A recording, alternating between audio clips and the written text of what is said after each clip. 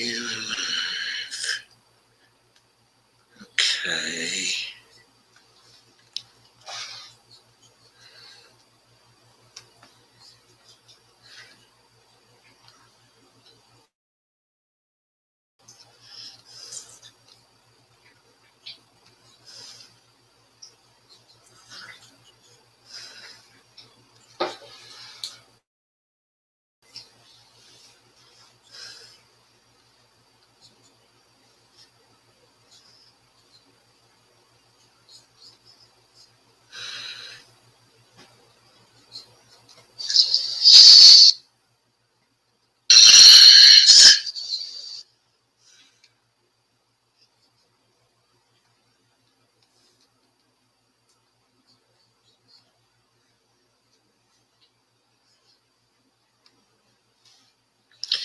Hi, folks.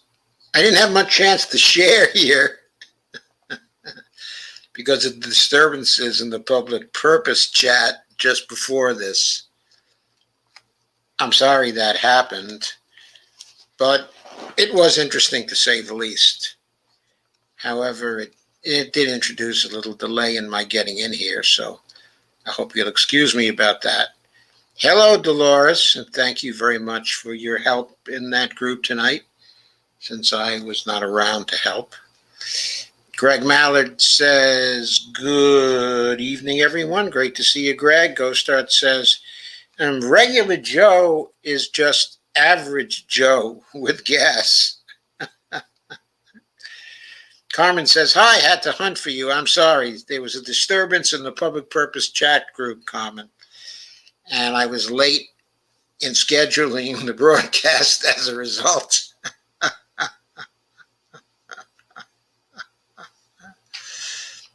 As you know, there have been some fights of late. I've gotten into kind of remote fights with Steve Grumbine because I've been supporting the Red Berets in Hull, Washington.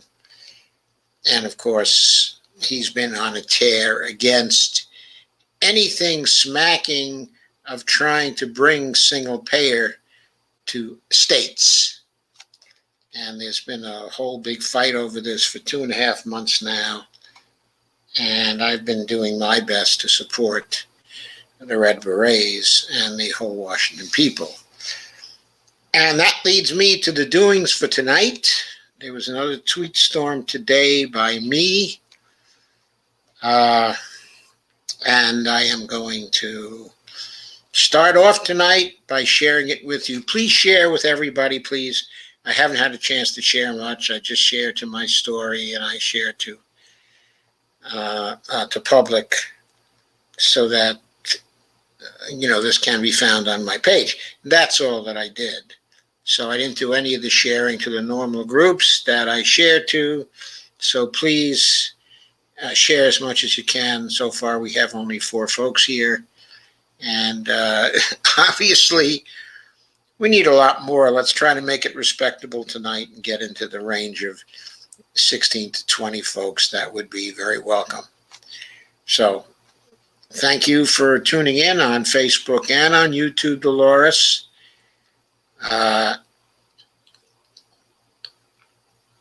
It's very nice to see you, Greg and Dale, and Ghostart. And, I guess that's it for now. So I'm going to start by sharing the latest of my tweet storms for you. I guess I got to stop the screen first. And then I have to share the tweet storm. So here it is. Coming in just about.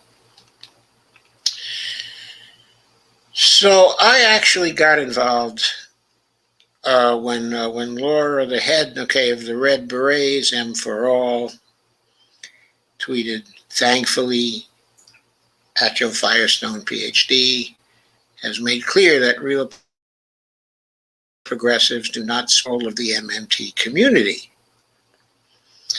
Then I started trying to identify members of the MMT community who are also supporters of the Red Berets in whole Washington.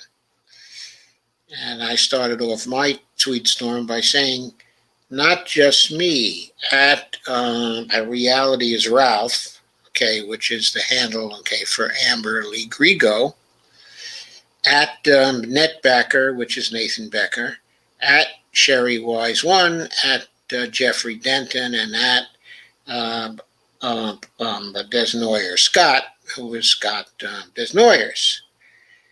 And I pointed out they're all members of the MMT community and also supporters of the Red Berets and Ho Washington to at least the same degree as the RP critics, that is, the critics who are members, okay, of RP, who were criticizing the Red Berets and Ho Washington, who have stated opposition to the hashtag FOAF strategy, that is, Fight on All Fronts strategy of RB/WW.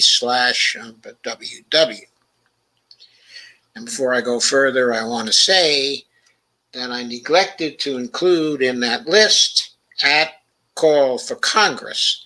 That's the handle, the address, I should say, for Jason Call, who is running for Congress in the state of Washington at this point, and who is a supporter of MMT and also on the board of Ho Washington. He's not just a supporter of Ho Washington, but he's on the board and is helping out with the activism while he himself runs for Congress at this point.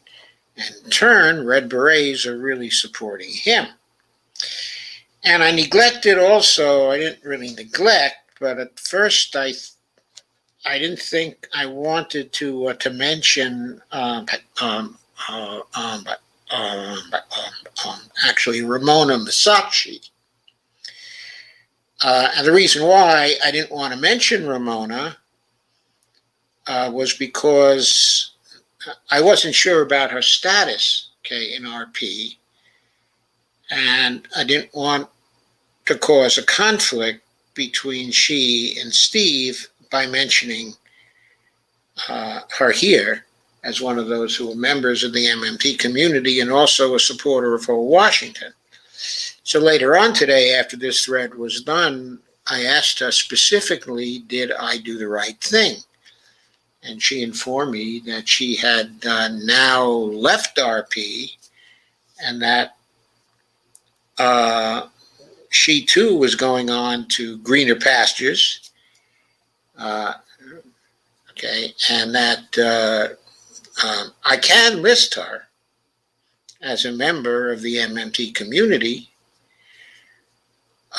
who also supports the Red Berets and Ho Washington. So I'm taking this opportunity to do that, at least verbally, though that was not in my original tweet storm.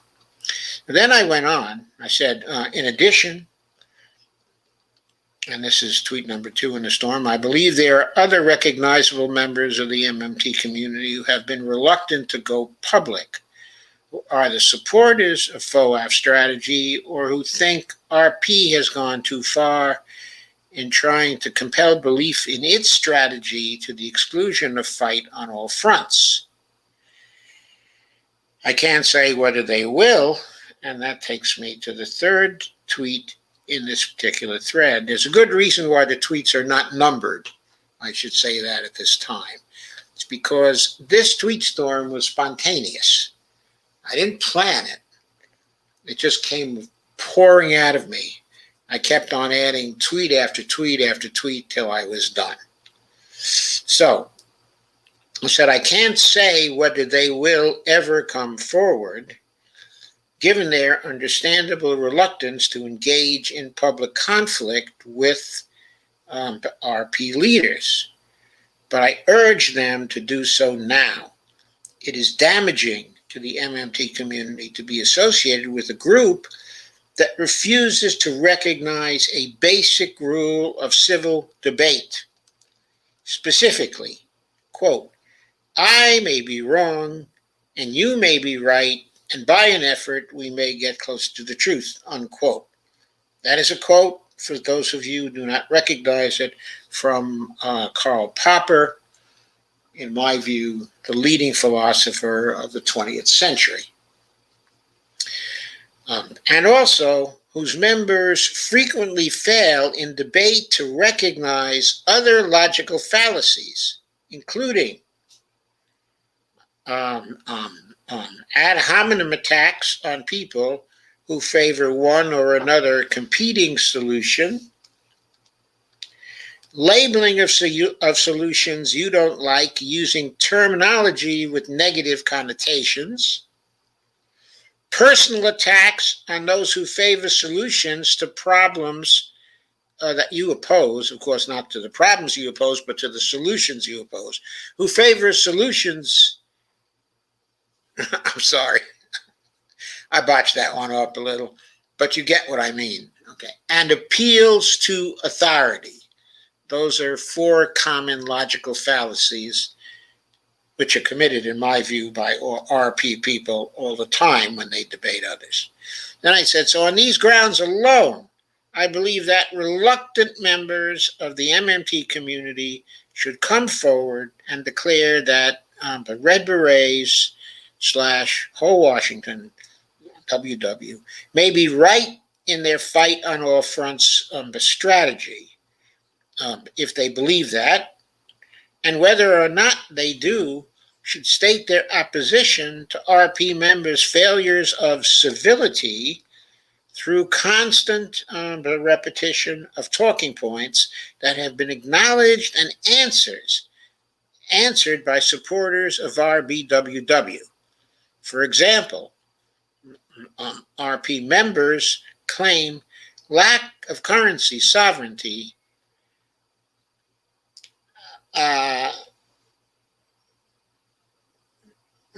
claim that lack of currency sovereignty guaranteed that state-level single-payer solutions would be fiscally unsustainable. That point has been answered numerous times, yet RP members fail to acknowledge the counter-arguments and just repeat that charge.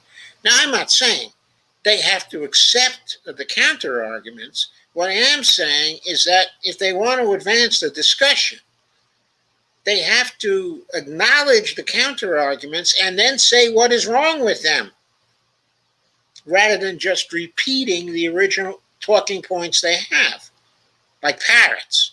Also, RP members claim that most states won't be able to afford single-payer solutions. That point is also disputed by RBWW supporters. But RP members don't acknowledge the counterpoints, but just keep on making that claim without providing any analysis of whether or not a single-payer solution would likely save money for most or all of the states that implemented it.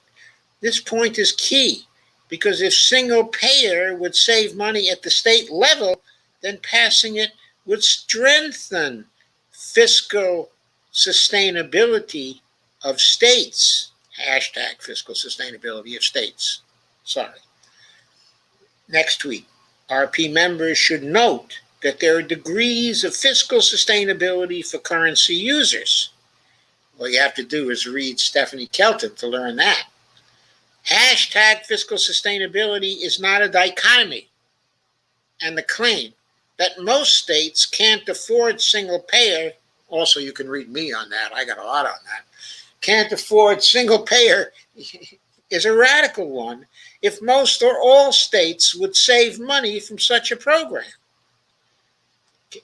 There's a third point often made by RP members in criticizing the position of the Red Berets and whole Washington. And the third point is that if single payer is implemented in a state, then the people of that state would lose the incentive to support hashtag NEMA, hashtag M4A. That point has been answered multiple times, but RP members just keep on bringing up the same point without addressing the counterpoints. That's just harassment. Oh, and by the way, I forgot to mention here, I should have thrown in, another tweet. They do exactly the same thing with the race to the bottom idea. They keep on talking about the race to the bottom without even acknowledging the counterpoint that there may be a race to the top here, and trying to refute the idea that there might be the race to the top, because I've explained why there might be a race to the top. I have never gotten any direct confrontations on this point. Then I say, it does not advance discussion. That is just repeating the original points without addressing the counterpoints. That does not advance a discussion. It does not compel belief. Enough. Again, I urge other members of the MMT community to believe in the importance of civil debate as one of the foundations of democracy, to recognize that hashtag direct NEMA versus hashtag FOAF strategy debate is not one, scroll down too fast, is not one with a clear winner. Got to get more replies to this. So I may be wrong. Quote, I may be wrong and you may be right, and by an effort we may get close to the truth, unquote, applies to insist that RP members recognize the truth that fallibilism, I meant to say the truths, of fallibilism, and so appropriate humility applies to further debate. We have different strategies. Let us not interfere with one another's activism work. Supporters of both strategies have hashtag NEMA as their goal. Again, NEMA's National Improved Medicare for All as their goal. The RBWW strategy is more inclusive, so we can and will support both RP actions to directly push for hashtag NEMA and our own to add state-level SP actions to the push for NEMA. RBWW, the Red Berets, whole Washington, understands that RP members don't agree with action towards single-payer programs, and states can't support that because they think, that is damaging to hashtag NEMA. But we ask RP members to just stay out of it because of the risk that, I say here, you are in error and we are right. And I say you haven't come close to proving that state-level single-payer will damage the prospects for NEMA. And you haven't come close to showing that excluding state-level single-payer will not harm the prospects for NEMA. So please have some humility and recognize, and then I quote Xenophanes, the originator, of fallibilism, as far as we know, the gods did not reveal from the beginning all things to us, but in the course of time, through seeking, men find that which is the better. He was probably a misogynist, so he said men. But as for certain truth, no man has known it, nor will he know it, neither of the gods, nor yet of all the things of which I speak. And even if by chance he were to utter the final truth, he would himself not know it, for all is but a woven web of guesses. So that's that tweet storm. I didn't call out any of the RP members by name, but I did call out RP members in general. Then in the final tweet, I tagged the Red Berets, 50 lines only,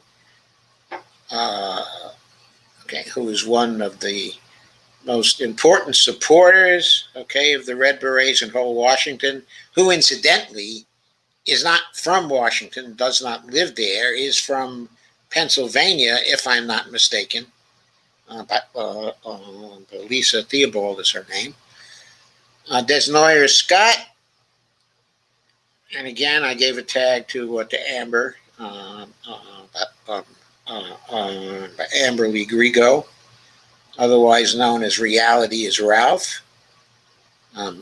Organic Fanatic, Lana Dell, and Ramona Masacci, Georgia Davenport, who is the operations director of Whole Washington, at Jason Call. I screwed that up. I should have put in at Call for Congress. I evidently tagged the wrong person there. Sorry. I should have tagged at Call for Congress. I tagged also Fadl Kaboub and Bree Joy Gray, also Jennifer Perelman in Florida, at Jen Florida 23rd, Independent Left News, Indie Left, and KRTD Media, who have been known to support me in the past. So that's that particular tweet storm. Didn't take near as long as last night because I didn't have any slides attached to that one. So I hope you understood that. I'm going to take a look at your comments on that right now. Sign hashtag FOAF, hashtag RTTT. Hashtag RTTT is hashtag race to the top, and FOAF is fight on all fronts, of course.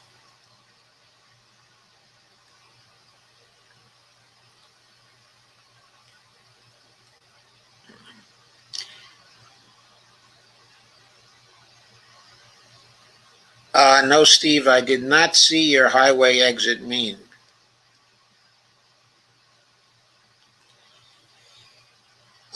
So Laura said, hello, everyone. Laura shared on Twitter. We'll continue sharing.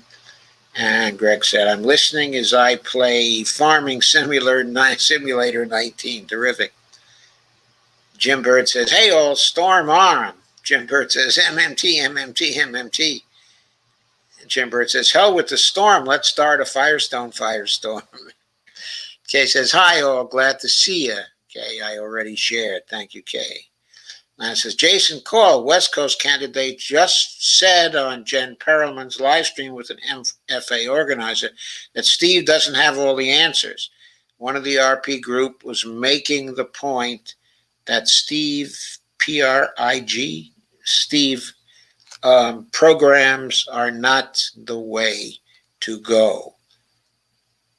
Oh, that state programs are not the way to go. Sure. Which one of the RP group was on there making that point, I wonder. Yes, RP is real progressives, right? And Ghostot says, anyone see my highway exit meme concerning this? The main highway sign was M4A with the WW taking the WW exit, saying we'll meet up later. Actually, that's not accurate. Okay, it really is not. It's the people who are getting off of the main highway. We would argue the main highway is fight on all fronts, and the people who are getting off to meet up later are the RP people. They're taking the exit, which is taking a direct approach to Nema alone. That's the exit. We will meet up with them later because we are doing both the state level and the national at the same time. That's an important point.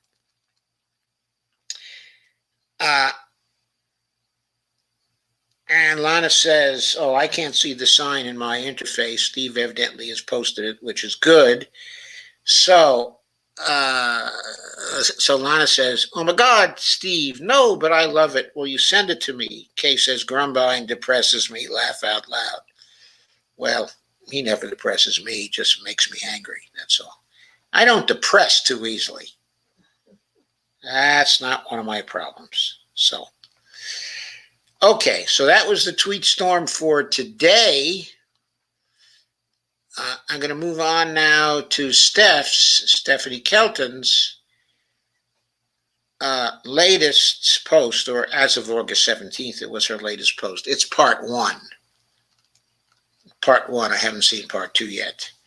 So here it is. Steph says, back in 2015-16, I served as chief economist, minority staff on the U.S. Senate Budget Committee.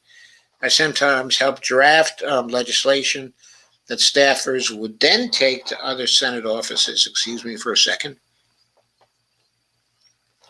Looking for co-sponsors or a commitment from other senators to vote for the bill.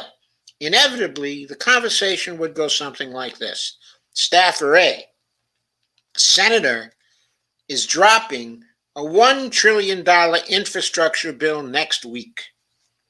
Can you get your boss to support it? Staffer B, what's your pay for? There's a subscribe button there, which you can do if you want to when you go to this link. I would advise it.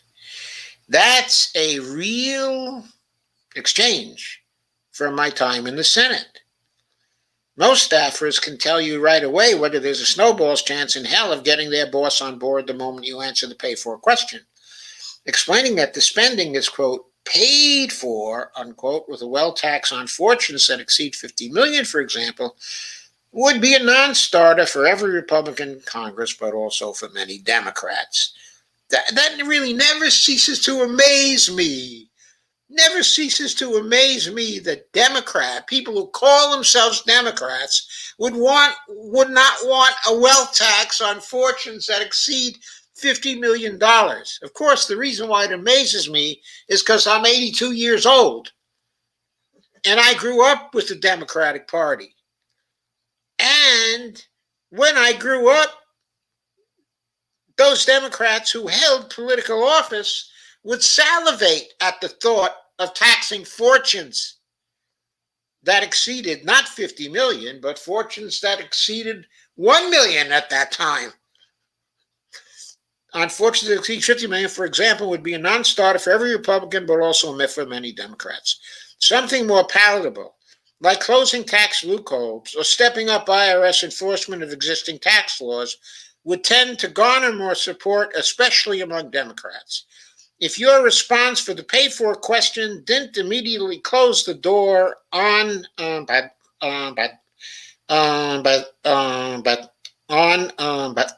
negotiations, the conversation would typically continue. Staffer B, what will CBO say? That's how the pay-for game begins. First, tell me how you plan to keep the spending from increasing the deficit. Then tell me whether the CBO will dispute your numbers. In practice, this meant that passing our $1 trillion infrastructure bill in the Senate, that's Bernie Sanders' $1 trillion infrastructure bill, required us to find find 59 other senators who would agree to vote, not just for the spending, but also for the accompanying tax increases, because you had to do everything on a pay-go basis, right? And two, attain a favorable score from CBO, affirming that lawmakers had submitted a credible plan to improve America's crumbling infrastructure without adding to the fiscal deficit. In our case, the appetite for closing tax loopholes wasn't there, so the Senate didn't come anywhere close to passing that bill in 2015, never even made it out of committee. Fast forward to 2020. As COVID thundered onto our shores in early 2020, Congress adopted a new playbook. The sense of wartime urgency had taken hold, and lawmakers knocked the $2.2 trillion CARES Act out of the park with little hesitation or concern for the budgetary impacts of that spending. By December, they belted out another $900 billion. And then in March 2021, Congress stepped up to the plate for a third time, firing off $1.9 trillion in the form of the American Rescue Plan. All of it added to the fiscal deficit. You could say that the pandemic gave us a year-long rain delay on the whole, quote, pay for, unquote, game. And there's a nice picture of a diamond and a stadium.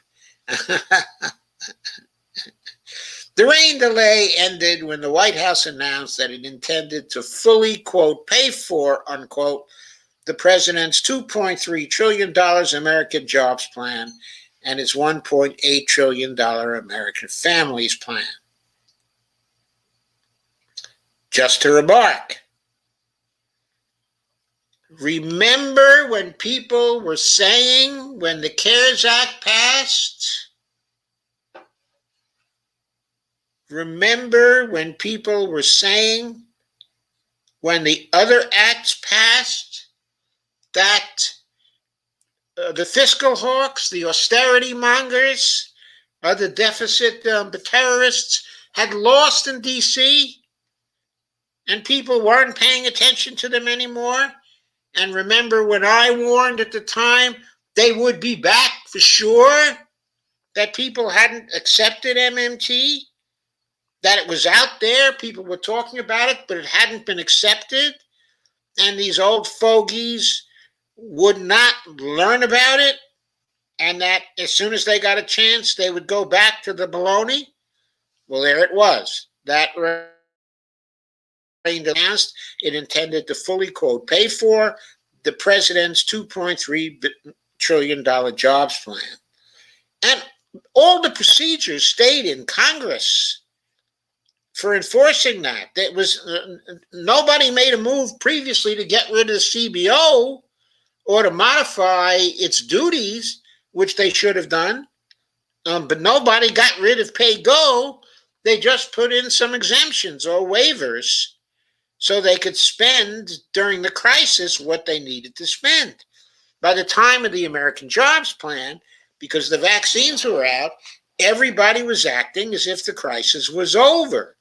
And so Biden, of course, oh, I'm virtuous, signal virtue. I intend to fully pay for the president's $2.3 trillion American Jobs Plan. Why? Why? Who asked you to pay for it? We just asked you to spend on it. You could worry about taxing later to control inflation or to do other things. You didn't have to pay for it. And its $1.8 trillion American Families Plan. You don't have to pay for that either. We don't want you to pay for it. You still don't have deficits that are big enough to match the savings desires and the import desires of the American people. You don't have a deficit large enough to cover that. Not yet. You're getting near, but not yet. This is not the time to fully pay for things, Joe Biden. And by the way, in the title of this, I refer to Dopey. I wasn't referring to Joe Biden. I'll give you a hint. There was another Dopey around. Numerous members of the administration, CEA, Council of Economic Advisors member Jared Bernstein, by the way, who's gotten briefed thoroughly on MMT by Stephanie, Treasury Secretary Janet Yellen, Transportation Secretary Pete Buttigieg, and Commerce Secretary Gina Raimondo. By the way, the last two are the worst neoliberals in the administration. If there are two neoliberals worse than Buttigieg and Gina Raimondo, I don't know who they are. Anyway, they blanketed the airways, the four of them, stressing the importance of finding ways to offset the $4.1 trillion in proposed spending, pitching it as the fiscally responsible way to move forward. When we know, of course, that it's fiscally irresponsible because it doesn't gauge the actual impact of the spending. whether the actual impact is helpful or hurtful to the American people and various parts of the American people. We don't know anything about the impact of this spending because we didn't get any estimates from the CBO about that. All they talk about is the budgetary impact. Here's the way Biden put it when he unveiled the AJP, the American Jobs Plan, in Pittsburgh on March 31st, 2021. But by the way, how many months has it been? April, May, June, July, now getting near the end of August. That's 5 months, right? And we still don't have the American Jobs Plan out, right? Why? Because he dillied and he dallied and he played bipartisan games with the freaking Republicans and with the Blue Dog Democrats. Quote from him anyway. It's honest. It's fiscally responsible. And by the way, as the experts will tell you, it reduces the debt, the federal debt, over the long haul. Who cares? Who cares? You can pay back whatever the debt's going to be. You can pay it back with platinum coins as it falls due. It isn't a problem. Who cares about that? Who cares about you and the debt? No person who knows what's going on cares about that. But let's be clear. These are my ideas on how to pay for this plan. If others have additional ideas, let them come forward. I'm open to other ideas so long as they do not impose any tax increases on people making less than $400,000. A week later, he reiterated that while he was open to negotiating the specific pay-fors, he would insist upon fully offsetting the spending. In the bill, he wants to offset the spending. Quote, I'm willing to listen to that. I'm wide open to, but we've got to pay for this. We got to pay. There are many other ways we can do it, but I'm willing to negotiate that. What does that word salad mean, by the way? Later that month, in his first State of the Union address, he reminded the nation that he hoped to work with Congress to pass his deficit-neutral agenda. Quote, so how do we pay for my jobs and family plan? I made it clear we can do it without increasing the deficits. Okay, again, who cares? Fast forward again. After months of reaching across the aisle to broker a bipartisan infrastructure deal, the White House is now one step closer to realizing $550 billion in new spending on America's dilapidated infrastructure. Sticking with the baseball analogy, you might say they put a man on first. Eventually, he might round the bases and make it across home plate. Or he could get thrown out by House Democrats or stranded on the bag, as the Senate must now turn to the looming debt ceiling limit and the $3.5 trillion reconciliation bill. Time will tell. And unlike in the Major League Baseball, the legislative game clock is ticking. Getting that runner on first was something of a heroic feat. To do it, lawmakers had to call another rain delay on the pay-for game. It's ironic. For all the time and energy that went into negotiating the deficit-neutral, i.e. fully paid-for package, lawmakers ultimately decided they were more comfortable adding to the deficit than voting for a slew of measures to offset all $550 billion. So how much of the pros spending is actually paid for? According to CBO, $294 billion would be offset, leaving $256 billion to fall onto deficits over the next decade. Hooray! Getting closer to the deficit we need. Senator Rob Portman, Republican, Ohio, one of the lead authors of the bill, was frustrated by CBO's analysis. He and Kirsten Sinema, another lead negotiator, issued a statement complaining that CBO had lowballed the revenue estimate insisting that their, quote, pay-fors, unquote, would more than cover the full cost of the bill. But CBO disagreed, and that was enough to give many Republicans a convenient excuse to oppose the bill. As Newsweek reported, the 30 Republicans who voted against the infrastructure plan represent 21 states that stand to get billions of relief money from the package. Several cited a report from a nonpartisan CBO. Bullshit. They're not nonpartisan. Only with respect to the parties are they nonpartisan. With respect to austerity, they're highly partisan in favor of austerity. The Congressional Budget Office that estimated the infrastructure bill could add $256 billion to the federal deficit. Again, yay. Senator Mike Lee was among the nay votes. He defended his vote by saying, quote, as much as half of the pay-fors are just fake, unquote. Again, yay. In a way, he's right. Taxes don't actually pay for spending at the federal level. So every, quote, pay-for, unquote, is fake in that regard. That's a core tenet of MMT. Let's see if she references her paper here. A core tenet. No, she references Randy Ray. Too bad. She should reference her own paper. Do taxes and bonds really finance federal spending or something like that? I love that paper.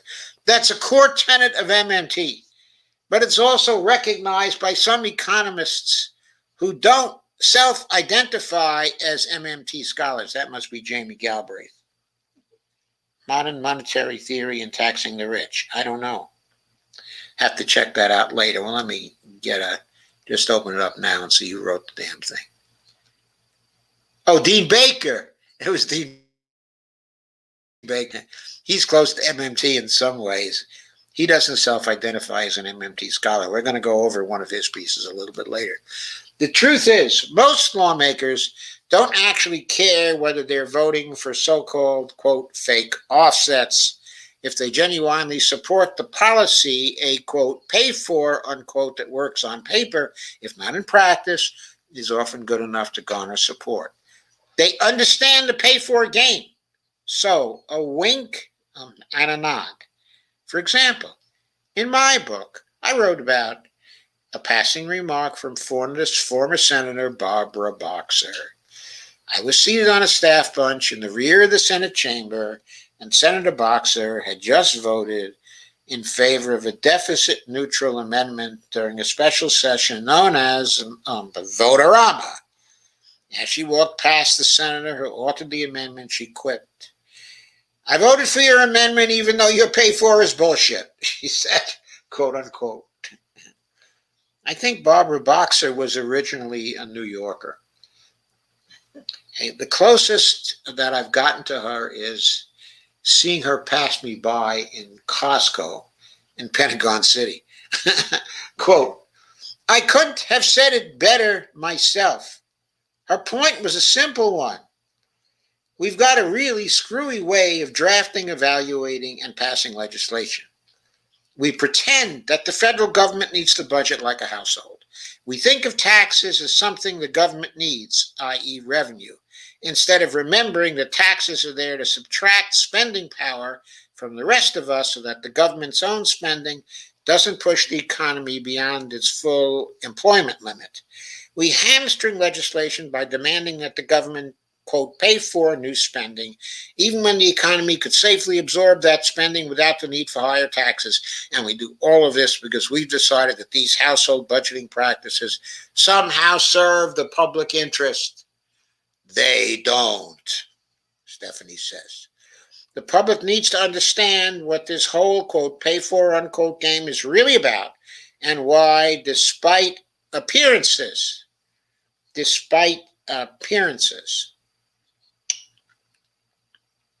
it doesn't actually result in responsible budgeting practices. There's a lot at stake, $3.5 trillion to be exact. That's money for health care, child care, elder care, education, climate, and more. Reach. but it will take all 50 Senate Democrats to put another runner on base. Once that happens, House Democrats can wave both runners home. If the votes are there, the money will go out, just as it did during the year-long rain delay that batted approximately $5 trillion into the economy. The votes authorize the spending. Actually, the votes authorize and appropriate the spending. And it's the appropriation that finally counts.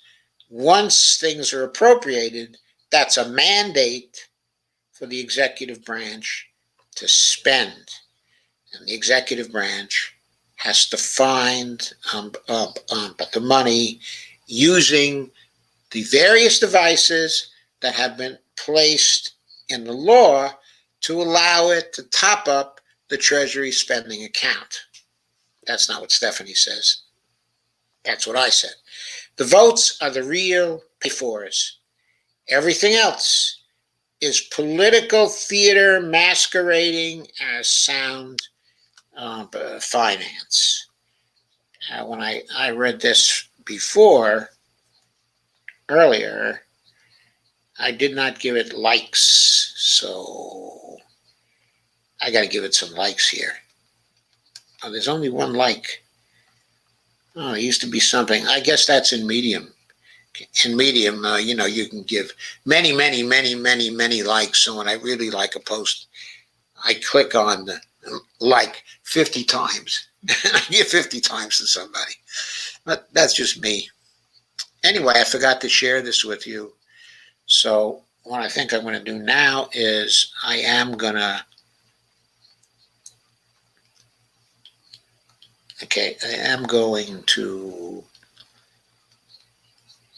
share this with you now so you can see what it looks like. I think I read it well enough that you really didn't have to see it, but anyway, let me just show you what it looks like. This is on Substack. It's from the Lens blog on Substack, which is Stephanie's blog. Now, of course, what she's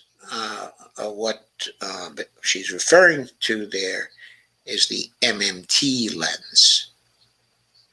She looks at MMT as a lens with which to look at the world, or at least the economic segment of the world. So I look forward to part 2 of what every American needs to know about the congressional pay-for. So now I'll stop sharing that, and I will try to race through the rest of the things I put up in record time. Let's see if I can do it.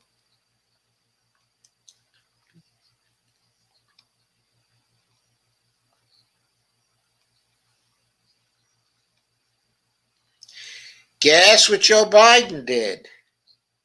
He canceled some student debt. Don't get too excited. Progressives say, quote, do this for everyone, unquote, as Biden erases student debt for people with severe disabilities. It's from Jake Johnson. It's today. The Biden administration announced Thursday it's moving to wipe out $5.8 billion in federal student loan debt held by more than 300,000 people with severe disabilities, a step welcomed by progressives while also demanding such relief be extended to every borrower in the United States. And Mondaire Jones made a complimentary statement about this. The Education Department announced a new regulation that will erase student loan debt for estimated 323,000 borrowers who have a total and permanent disability. So it's great that they did that. I absolutely love that they did that. It's just absolutely great. It shows that Biden can cancel can cancel all the student loan debt, that he has the capability to do that by executive order. He can give the education secretary, an executive order, and they will write a new regulation for giving all student loan debt. 45 million people are burdened by trillions, literally trillions of loans. Biden needs to use his power and hashtag cancel student debt. That was said by the debt by collective. Of course, I and so many others agree. This is a political no-brainer. Smokey Joe, just cancel the debt. Cancel the debt. You're having a tough time doing other things that can get you through the congressional elections of 2022. Just cancel the debt. That's going to help you and the other Democrats to win. It'll give you something to talk about in 2024 also. That's not the only thing you should do. You should mint the $100 trillion coin. You should legalize marijuana. You should give everybody Medicare using Section 1881A of the Social Security Act. I've told you this before. You never listen to me. If you listened to me, you'd be in much better shape now. I told you not to dilly-dally with those Republicans for bipartisan BS, didn't I? How many times did I say that? Schmuck, I'm older than you. Listen to me.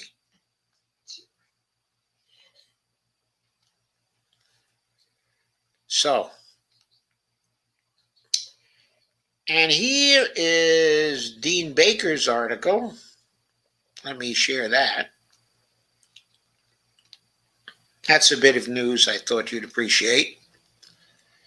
Maybe not appreciate, just probably, just make you more angry, but that's okay. There are some things you need to get angry about. The hourly minimum wage should be $26, says Dean Baker, economist from the Center for Economic and Policy Research based in Washington, D.C. I guess the blog in question is the World in Transition blog. The hourly minimum wage should be $26. That may sound pretty crazy, but that's roughly what the minimum wage would be today if it had kept pace with productivity growth since its value peaked in 1968. And having the minimum wage track productivity growth is not a crazy idea. The national minimum wage did in fact keep pace with productivity growth for the first 30 years after a national minimum wage first came into existence in 1938. What happened after 1968? Answer: the Republicans got more powerful. Why did they get more powerful? Because so many working class and middle class and poor people here in the United States were so stupid as to make them more powerful. That's the truth. I'm telling you. That's the truth. If people had kept on voting for Democrats, kept on rewarding the Democrats who advocated for things like the minimum wage would be far higher today. Look at that. The classic graph of productivity outstripping increases in the minimum wage. Furthermore, a minimum wage that grew in step with rapid rise in productivity in these decades did not lead to mass unemployment. The year-round average for the unemployment rate in 1968 was 3.6%, a lower average than for any year in the last half century. A lower average than for any year in the last half century, including Trump's time in the White House. Amazing, right? $26 an hour world. Think of what the country would look like if the lowest paying jobs, think of dishwashers or custodians, paid $26 an hour. That would mean someone who worked a 2,000-hour year would have an annual income of $52,000. This income would put a single mother with two kids as well at well over twice the poverty level. That is, if the poverty level stayed the same, Dean. You have to recognize it. This is just for starting wages. Presumably, wages would see their wage increase above the minimum as they stayed at their jobs for a number of years and ideally were promoted to better paying positions. If we assume that after 10 or 15 years, their pay had risen by 20%, these workers at the bottom of the pay ladder would be getting more than $60,000 a year. While that is hardly a luxurious standard of living, it is certainly enough to support a middle-class lifestyle. For a two-earner couple, this would be $120,000 a year. Imagine this is what people at the very bottom of the labor force could reasonably expect when they are in their 30s and 40s. $26 an hour is useful as a thought experiment for envisioning what the world might look like today, but it would not be realistic as policy for local, state, or even national minimum wage without many other changes to the economy. A minimum wage this high would almost certainly lead to large-scale unemployment, and that would be true even if it were phased in over 5 or 6 years. The problem is that we have made many changes to the economy that shifted huge amounts of income upwards so that we cannot support a pay structure that gives workers at the bottom $52,000 a year. This is the whole point of my book, Rigged. It's free. I have a copy, as a matter of fact. We have restructured the economies in ways that ensure a disproportionate share of income goes to those at the top. If the bottom half, or 80% of the workforce, got the same share they got 50 years ago, we would have an enormous problem with inflation. Just to quickly run through the short list, we can start with my favorites. Government-granted patent and copyright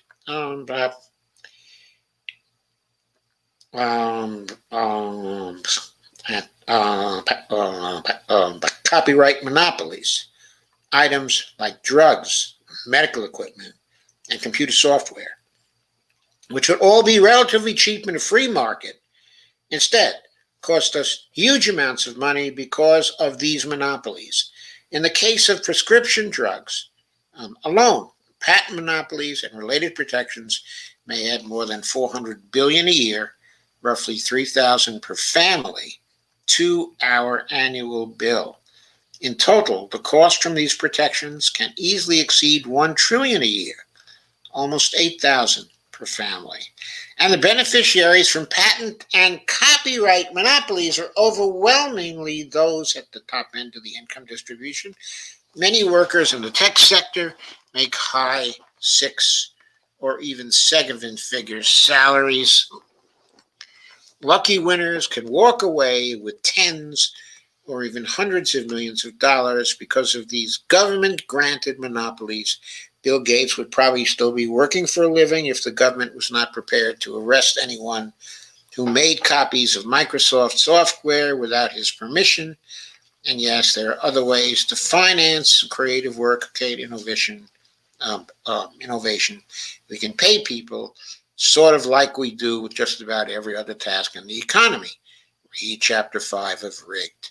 Next, we have corporate governance. The story here is that we have tens or even hundreds of millions of dollars going to CEOs who don't produce value anywhere close to this amount. This is not a moral judgment about the worth of the CEO. The point is that in almost all cases, it would be possible to pay a person $2 or $3 million who would produce as much shareholder value as the CEO getting $20 million. The reason why we don't see downward pressure on CEO pay is that the corporate boards that most immediately determine CEO pay are largely selected by the CEO and other top management. They have no incentive to lower CEO pay. From their vantage point, there is no downside to grossly inflated CEO pay. It's not their money. And there's no reason to risk antagonizing other board members by suggesting that their friend, the CEO, gets too much money. Bloated CEO pay matters not only for the relatively small number of people who run major companies, but also for its impact on pay scales for those who are near the top. If the CEO gets $20 million, the chief financial officer may get $10 to $12 million. and third-tier executives may get 1 to 2 million. The picture would look very different if CEOs got paid 2 to 3 million, as would be the case if we had the same pay ratios between CEOs and ordinary workers in the 1960s. In that case, the third-tier executives would probably be looking at mid or high six-figure salaries, not but millions of dollars a year. The financial sector is another place where we structure the economy to give large sums to a small number of rich people. We have created a tax and regulatory structure that allows some people to get incredibly rich by making little or no contribution to the economy. For example, it would be hugely more efficient if we all had digital bank accounts with the Fed, from which we could make all our payments and where we could receive our monthly paycheck and other income at virtually zero cost. The most obvious reason we don't have such a system is that it would deprive the banking industry of tens of billions of dollars in annual fees. There's no reason we should not have a modest financial transaction tax along the lines of the 0.1% tax proposed by Senator Schatz of Hawaii. Most other sectors have sales taxes, which are far higher. We can also make it difficult for public pension funds to hand billions in fees to private equity partners who do not produce high returns.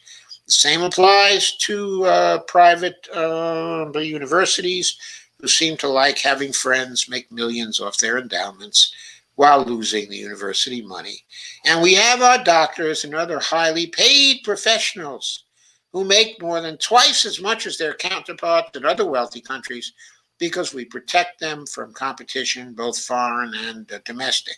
If we paid our doctors the same as doctors in Germany and France, it would save us close to $100 billion annually, or roughly $750 per family. If we subjected all our highly paid professions to the same sort of competition as our auto and textile workers, the savings could be twice as high. Bottom line, these huge welfare checks make a $26 an hour minimum wage impossible. To see how the bloated incomes for those at the top make it impossible for those in the middle and bottom to get decent pay, imagine that the high-end incomes came in the form of government checks. Instead of Bill Gates getting his billions from Microsoft's patents, and copyright monopolies, suppose their software sold at free market prices, but the government sent him billions each year to allow him to accumulate his current fortune. So suppose we did the same with the pharmaceutical industry, sending top executives tens of billions annually as all drugs were now being sold as cheap generics. And the government paid out tens of hundreds of millions each year to private equity and hedge fund partners and other big winners in finance. If we added this up, it would be increasing government spending on the order of 1 to 2 trillion annually, up to 10 trillion over a 10-year budget horizon. If we did not offset the burst of spending on the country's richest people with some serious tax increases, we'd be looking at very real problems with inflation. Too much money chasing too few goods and services, to take the classic storyline.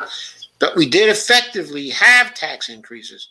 We made the government's labor policy far more hostile to unions, radically reducing the unionized share of the workforce, as well as reducing the power of those who are organized.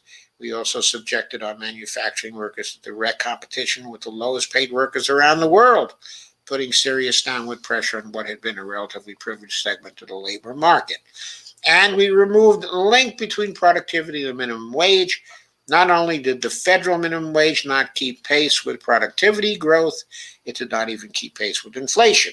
A person working at the minimum wage today is getting substantially lower pay than a worker did 53 years ago in 1968. It would be a great story if we could establish the link between the minimum wage and productivity and make up the ground lost over the last half century, but we have to make many other changes in the economy to make this possible. These changes are well worth making. One, it's amazing that many people can complain about share buybacks being used, to manipulate the markets and thereby increase the value of the options of top management without recognizing that this is a story of management ripping off shareholders. If shareholders want top management to have more money, they could just pay them more money. They don't have to force them to commit stock fraud to increase their paychecks. Great piece, wasn't that? Great piece. I really like that.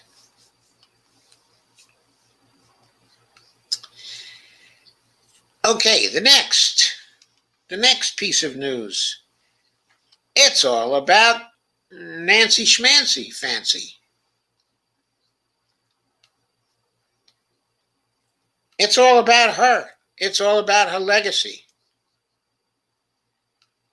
It's all about what might become her goodbye gift.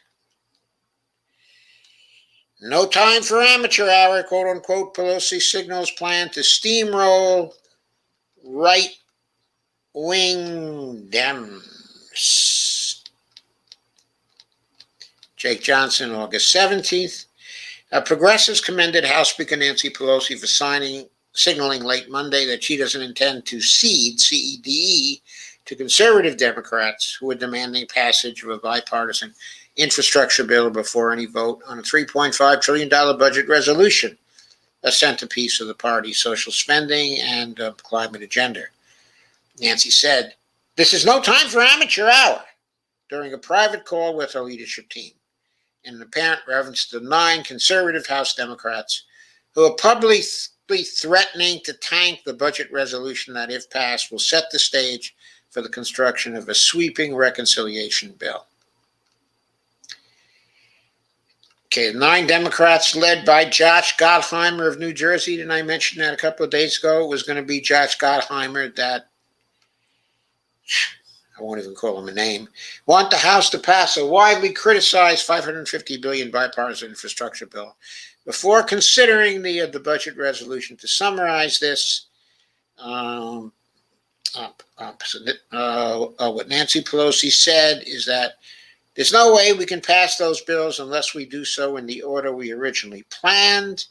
She recognizes, of course, that the progressives in the House won't let them pass unless the reconciliation bill is passed first. And she said, for the first time, children have leverage. I will not surrender that leverage. And so she intends to stick by her guns. She intends to put up a floor vote in the House and make the conservatives vote for or vote against it, knowing that if they vote against the reconciliation bill, then the progressives are going to vote against the infrastructure bill. So, the different sides are making clear what they are going to do. Will the conservatives now fold, or will they go through with their threat to vote against the reconciliation bill? If they do, will the progressive Dems go through with their threat to, will Nancy Pelosi go through with her threat just not to bring the infrastructure bill to the floor at all? Probably. But if she doesn't, then the progressives in the House are there to back it up. They say they're going to vote against it if it should come to the floor. So it's not coming to the floor before the reconciliation bill passes. That seems to be the way things are going to work out. So that's the end of that one. We now come to the last piece that I wanted to cover tonight. I just couldn't let this go because it just emphasizes how dopey the guy was.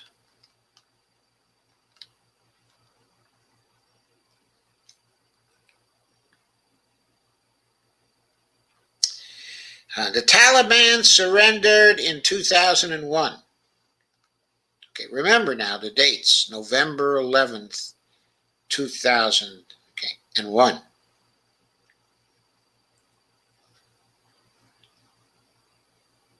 And the Taliban surrendered in 2001. This is by Richard W. Behan, August 18, 2021. At a U.S. Special Forces camp near Kandahar, Afghanistan, on December 5th, 2001, the Taliban offered an unconditional surrender. Catch that? Unconditional surrender. Like the Japanese in World War II, like the Germans in World War II. Furthermore, they said they would disband and disarm. A military force would no longer exist. George W. Bush, otherwise known as Dopey, ignored the offer and continued attacking the Taliban. And Dopey has the nerve to open his big fat mouth this week and continued attacking the Taliban until the end of his term. If only in self-defense, the Taliban fought back. They eventually regained the battlefield initiative. Obama fought the Taliban for 8 years more. Donald Trump did so for the next 4. 20 years later, after the squandering of thousands of lives and trillions of dollars, President Biden withdrew troops from Afghanistan and drew angry criticism for the chaotic exit that followed. By the way, an inside story of this is also told on what's the program called? Anyway,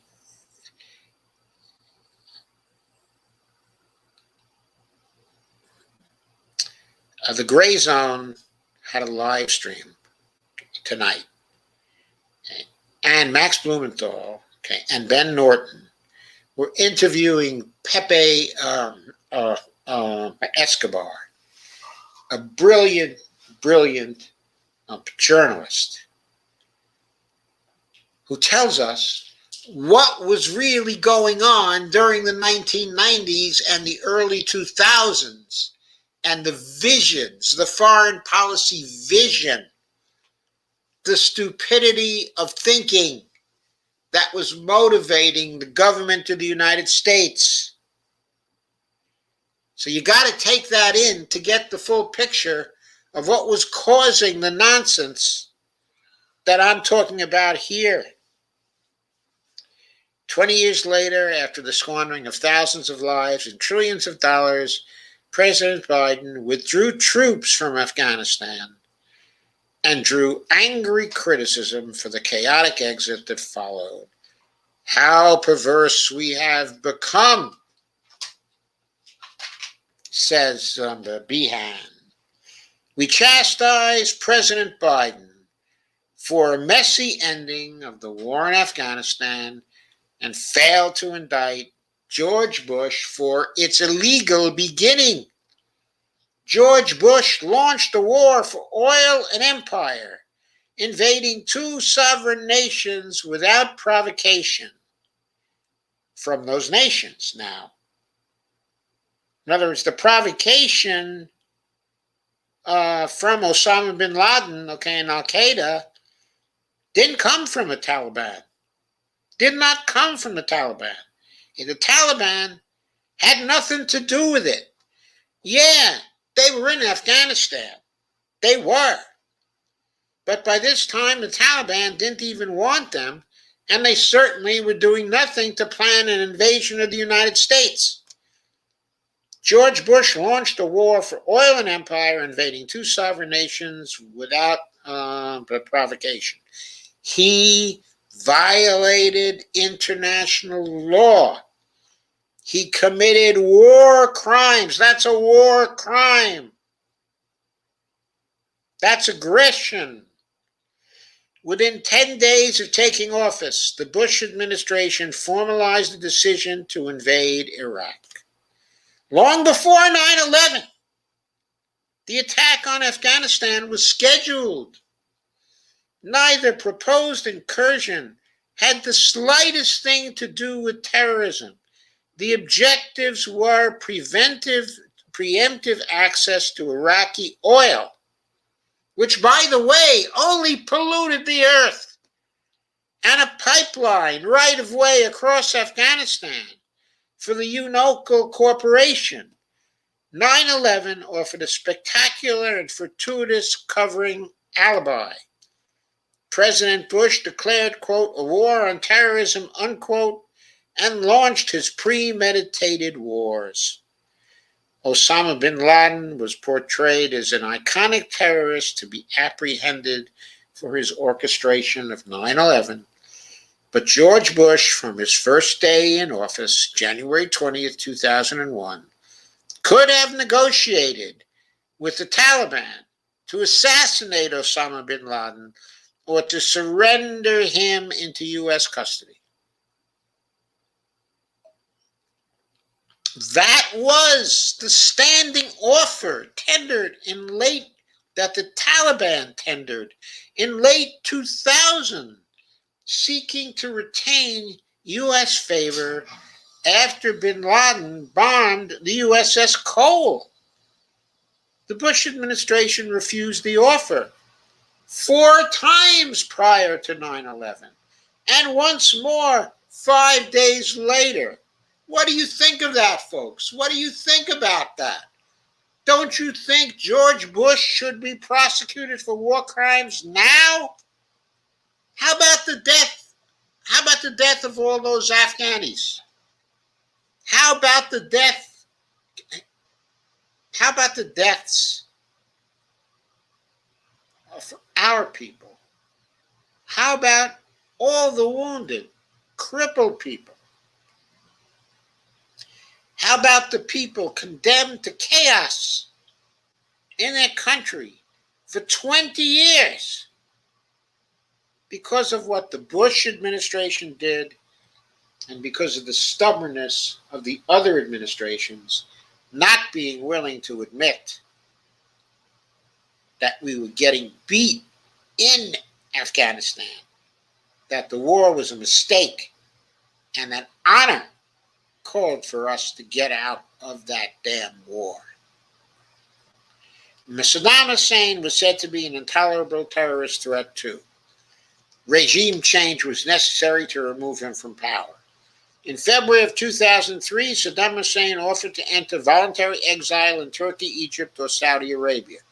He was regime change handed on a platter to George Bush, but a peaceful one. The offer was brushed aside. George Bush needed terrorists alive at large and in residence in Afghanistan and Iraq to make his war on terrorism credible. These wars introduced chaos all through the Middle East. Why is Syria in such a fix now? Why is there such a mess in Kurdistan right now? Why are the Christians getting persecuted and killed in Syria now? You got to lay this at the feet of Dopey. Yes, at his feet, evil and dopey. George Bush needed terrorists. He needed them alive at large and in residence in Afghanistan and Iraq to make his war on terrorism credible. The pipeline project was the first order of business. On October 7, 2001, the invasion of Afghanistan was underway, but the billions of barrels of Iraqi oil will never far from mined. 7 weeks later, on November 27, 2001, the president ordered his Defense Department to plan the invasion of Iraq. That was 11 months before Congress would authorize it. It's amazing. The aggressions were titanic failures. Yes, a few American oil companies operate in Iraq today, but they're fairly visible among scores of other firms from Egypt, Italy, Japan, France, Austria, the UK, Canada, Hungary, India, Norway, and the holders of the largest contracts by far, Russia and China. Great foreign policy, Mr. Bush. Great foreign policy. You did it. Afghanistan lies in a state of seething chaos. There will be no American pipeline across the country. 20 years of staggering costs and lives and treasure for nothing. Those costs might have been avoided. Violence in Afghanistan could have ended 2 months after George Bush turned it loose. Anand Gopal, an American journalist, tells the story with unusual authority. He moved to Afghanistan in 2008, learned the language, and for 4 years he traveled the country freely. His book appeared in 2014, No Good Men Among the Living. No Good Men Among the Living, America, the Taliban, and the War Through Afghan Eyes. It relates to Taliban's surrender. His back to the wall, Mullah Omar, a leader of the Taliban, drew up a letter to Hamid Karzai acknowledging his selection as interim president. The letter also granted Omar's ministries, deputies, and aides the right to surrender. On December 5th, 2001, the Taliban delegation arrived at the U.S. Special Forces camp north of Kandahar city to officially relinquish power. The Taliban pledged to retire from politics and return to their villages, their home villages. Crucially, they also agreed that their movement would surrender arms, effectively ensuring the Taliban could no longer function as a military entity. There would be no jihad, no resistance from the Taliban to the new order. Yet another description of the surrender, differing little, appeared 7 years later. Took barely 2 months after the U.S. invasion of Afghanistan in October 2001 for the United States mission to point itself towards defeat. Tomorrow, the Taliban will start surrendering their weapons. The Taliban spokesman, whose name was Mullah Abdul Salim Zaif, announced on December 7, 2001, I think we should go home, quote unquote. But the United States refused the group's surrender, vowing to fight on to shatter the Taliban's influence in every corner of the country. Accepting the surrender would have denoted a great victory in the war on terrorism, quote unquote. But George Bush was fighting a war for oil and empire, and victory would pose a huge tactical difficulty. With no enemy to fight, he would have to demobilize his forces in the Mideast and bring them home. That he could not tolerate. The great prize, the Iraqi oil, had yet to be won. So the fighting in the Mideast would have to be sustained as a, quote, war on terrorism until the invasion of Iraq could be planned, authorized by Congress, and sold to the American people. The Taliban's offer was simply dismissed, and the fighting continued for 20 years. And now President Biden has called a halt in Afghanistan in humiliating defeat. The Taliban, who once offered to disarm and disband, have taken control of Afghanistan. The national media acknowledge a defeat, but trumpet, quote, the end of America's longest war as a recompense.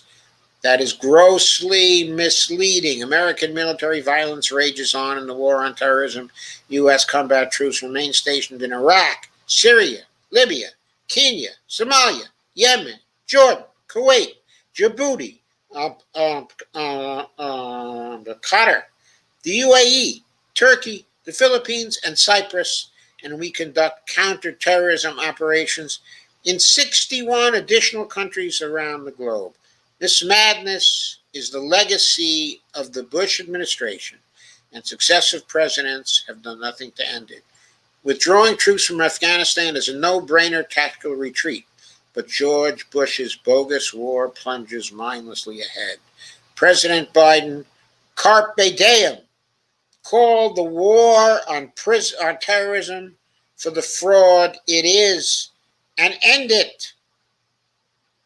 Bring all the troops home from everywhere. Okay, I couldn't agree more. All I would change is carpe diem, not carpe diem. Carpe diem.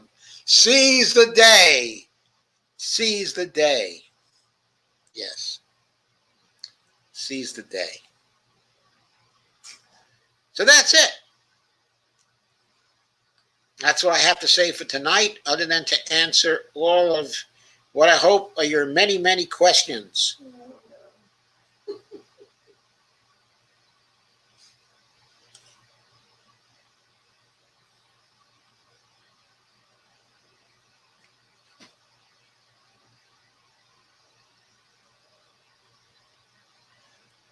Well, I read a number of the questions out before, so I got kind of a head start on those. So here, okay, is Aaron Taylor. What is going on? Is RP, okay, in disarray? I don't know that RP, okay, is in disarray. I have no idea. There is an ongoing, very large conflict between the Red Berets and whole Washington. The combination of the two is a movement for single payer, for national single payer, but it's also a fight on all fronts movement. So they are for single payer at the state level too, and are beginning with an initiative in Washington state. So for 2.5 months, there's been a fight between people who support the fighting on all fronts strategy that they have in mind versus people from RP who are coming on to threads, even threads where the Red Berets are looking for an endorsement of the whole Washington strategy. Okay, they come onto those threads, okay, and criticize what the Red Berets and whole Washington are doing to interfere with their endorsements.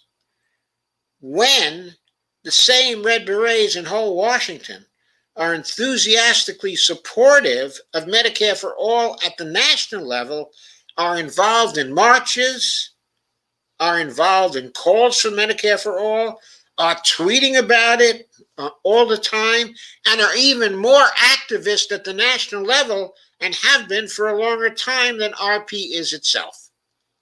So RP has been engaged for a very long time in that fight.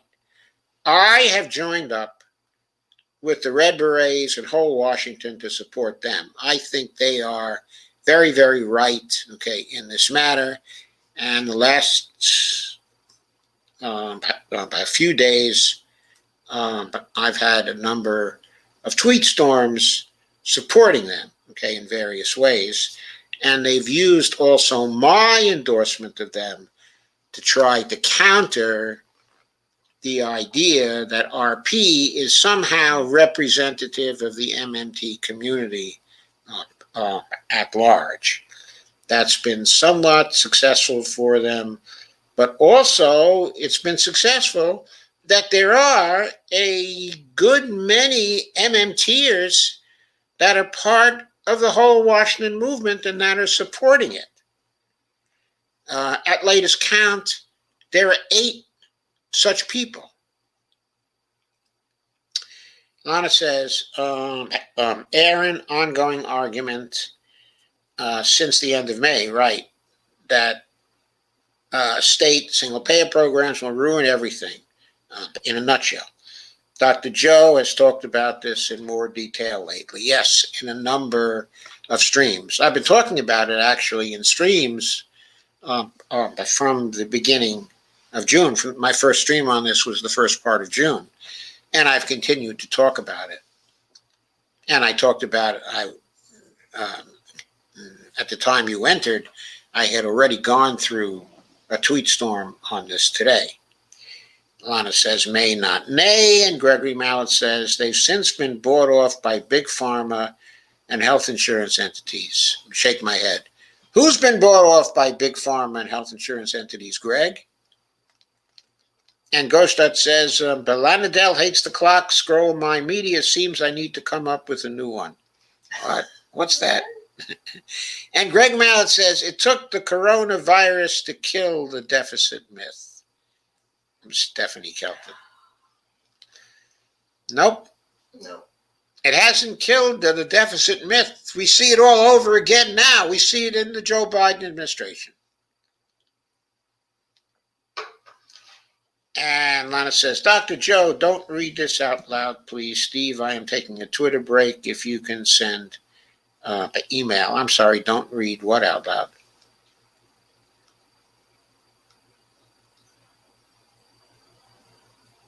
Oh, I see. Don't read this out loud, please. I am taking a Twitter break. If you can send email, organicfanatic at Comcast, .net. Okay, so you want me to send you announcements of the live streams by email, Lana? Is that what you'd like? Oh, so Lana changed it to Steve. Yeah. At the Go Start, that is. Greg says eliminate the debt ceiling. Yeah, but Biden cannot eliminate the debt ceiling. Congress has to do that. Aaron Taylor says, oh, right, the whole Washington movement. And Aaron says, I'm living up here in Seattle and I support them. Oh, you're another MMTer. Great. 9 MMTers I counted who support the whole Washington movement. Aaron, thank you. I'm very glad to learn that. I'm going to tweet that out tonight.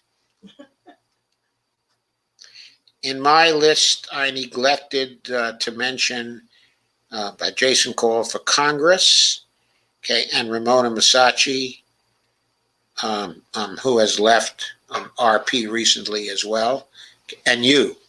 So that adds to my 6, another 3 people. We're up to 9. We have a nice little MMT community there itself. I'm sure that Laura Fielding will be happy to hear about that. I'm sure there are more that are going to come out of the woodwork too. Kay says Congress has to do that, don't they, Gregory Mallard? Ghostat says, I'll save you email though, is I never know when I'll get deplatformed again. Laugh out loud. Twitler, unverified, but Danny DeVito for supporting the Nabisco strike. My God, that's amazing. Kay says, austerity kills. Ghostat says, Atlanta hates the clock. I tried to add you to my Yahoo Mail contacts, but it said invalid email. It's not an invalid email. And Kay says, we need to expand Social Security ASAP. First, we got to pass the reconciliation bill. First, we got to find out exactly what's in it. There might be expansion of Social Security in it. Carmen says, yep, Biden will run out of austerity excuses when it comes to canceling student debt. He already has. He has even less of an excuse. He just excused some. And Lana says, sometimes the main email characters do not recognize .net. Carmen says, asterisk, but debt. Lana says, I need to have enough to live on independently. I know, we all do. And Lana says, at Aaron, good. I have been convinced that all tools should be used, and WW makes clear they are still for the national program either way. And they are. And they're demonstrating for it. I mean, they did so in Washington at the marches. The Seattle marches were for NEMA. They weren't for whole Washington Trust. They were for NEMA. Dolores Pierce says, yes, you do. Kay. Lana says, Twitter. Hope not getting as crazy as FB. They sure are. Amber Lee says, good evening, my lovelies. Thank you, Amber. Good evening. And Carmen says, $26 is great. Landlords, corporations, necessary services will price gouge the hell out of it, probably. But also, by the way, I think it should be maybe $26 should be the median. And then maybe there should be cost of living adjustments off of that median. And Lana says, using the CPI. So Lana says, hi, Amber. Lana says, Carmen, the landlords have already raised their prices pretty high. Mine too. That's why I decided to buy a house. If I'm going to pay that much rent, I might as well own it.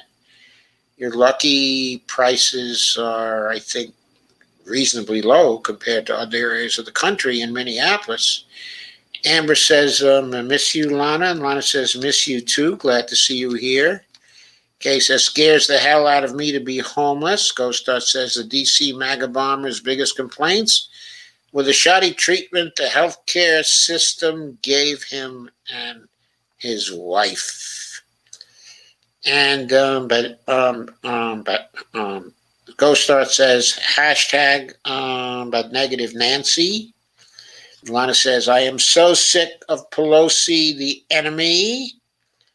Yeah, Ghostar said 4.5 uncounted CV deaths in India doubling the worldwide total. Are you talking about 4.5 million uncounted CV deaths in India? Is that what you mean, Steve? And Dolores Pierce, Dolores Pierce says, Dopey and his puppet masters. Bonnie says, I wonder how we would be viewed if we. I doubt anyone would believe us. Case is very true, Bonnie Firestone. Go Start says the Biden administration has announced it will automatically erase student loan debt for more than 300,000 Americans with severe disability. That leaves them unable to earn significant incomes. Kay says, I doubt I would believe no more wars either at this point. Yeah, we'll believe it when we see it. And Go Start says, hashtag 9 greater than, I don't know, maybe it's greater than, or I don't know. I can't see the icon that's in the middle. Less than, greater than, icon in the middle, less than hashtag 9. And when it says, no, I wanted to send my email to Steve and not for you to read my email out loud. Oh, okay. I won't read your email out loud. It's too late. But I don't think I read your email out loud. That wasn't an email. Was it? No, it wasn't an email. No. Go Start says, but what am I? Chopped liver? Yeah, that was yesterday. Chopped liver was yesterday. Yeah, this is today. Russ said, sad to hear RP is in the middle of growing pains. It's a good organization. I'm glad to support it. Well, Russ,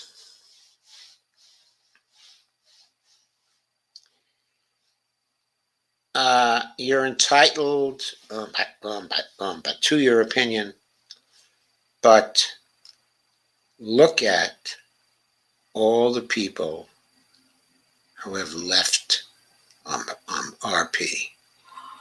Do you really think that all of them did not have good reasons for leaving?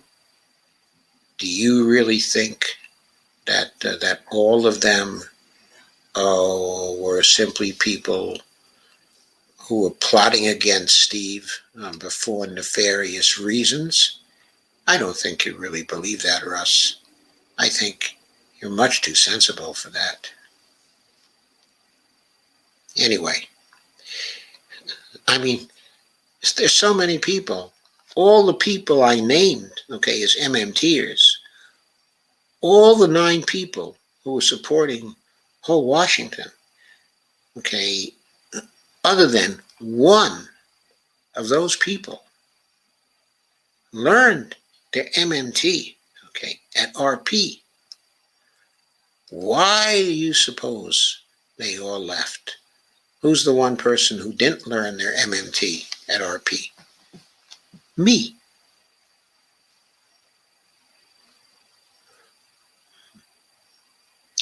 Lana says, yes, Steve, foie gras, fancy chopped liver. Go Start sends an icon. I cannot read in this interface. And Lana says, the prices have gone up 30K to 60K in the last year around here. Not cheap, but very much lower than New Jersey, Lana, right? Very much lower than New Jersey, I'll bet.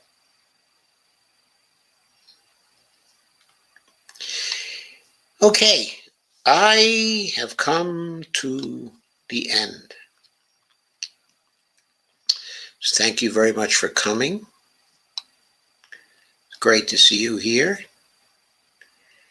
I'll see you on Saturday, okay, at 9 p.m. Lana says, I could never buy a house in New Jersey. Yeah, I'm sure that's true. And Lana says, good night. Kay says, thank you for another great discussion. I love you all. Oh, by the way, Kay, yeah, Morgan Harper is running for the Senate. I certainly wish her the best of luck. I think it's going to be a tough deal for her because Tim Ryan is going to have all the Democratic money, of course. So Morgan is going to have to raise huge amounts of money from small donors. It's going to be tough for her. Anyway, so that's a wrap. And good night, everybody.